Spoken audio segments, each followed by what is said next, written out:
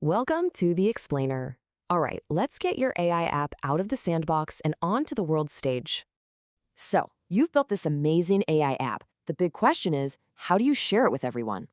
Right now, it's stuck in a sandbox in Google AI Studio. That just means only you can see it.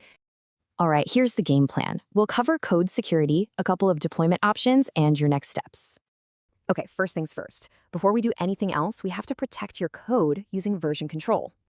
GitHub is perfect for this. It's basically a time machine for your code, so you can roll back bad edits. And in AI Studio, it's super easy. Just connect your GitHub and commit. Boom, secure backup.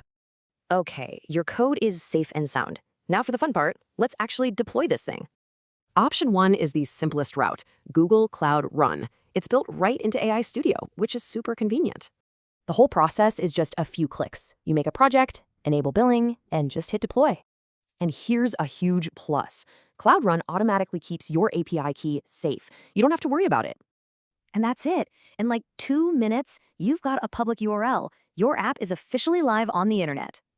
Now, if you want more flexibility, there's option 2, deploying from GitHub using a service like Vercel. This workflow is all about connecting your GitHub repo directly to Vercel. You just import it and you're set. By the way, if you get stuck choosing a framework, you can literally just ask the AI for help.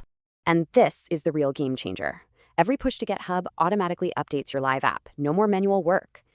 So what's the takeaway? You're choosing between Cloud Run's simple setup and Vercel's flexible automation.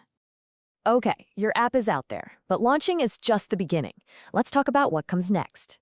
You've got to start thinking about things like storing data, user authentication, and overall security. The best advice? Start with an MVP, a minimum viable product. Get it out there, then add features over time. And there you have it. You've got the tools to bring any AI idea to life. So what are you going to build?